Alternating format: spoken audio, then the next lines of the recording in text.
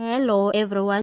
The independent panel of experts tasked with determining whether President Cyril Ramaphosa has a case to answer regarding the PhalaPhala farm scandal is expected to hand over its report to Parliament on Wednesday.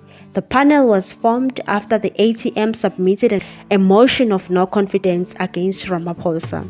The move came after former Correctional Services Commissioner Arthur Fraser laid a criminal charge against Ramaphosa and former head of the Presidential Protection Unit Wale Road for allegedly kidnapping and torturing 5 men and a woman to reveal where they had hidden millions in foreign currency stolen from the president's farm.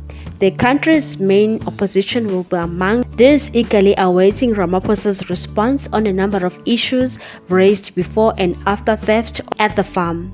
Will Parliament hold Ramaphosa accountable for the violation of laws in terms of what happened at PhalaPhala, which implicate him? Opposition parties will consult with civil society organizations, non-profit organizations, trade unions, and religious bodies to consolidate a common approach and response to hold the executive and the president accountable.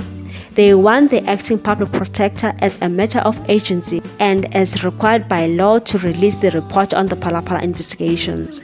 Opposition parties will, depending on the outcome of the panel report, request a meeting with the Speaker of the National Assembly, Nosiviwe Mapisa-Nqakula, to discuss all accountability issues, including the usage of a secret ballot for motions of no confidence.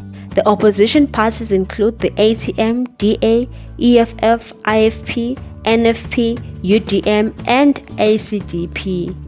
What's your take on this one, people? Thanks for watching. Please subscribe for more news.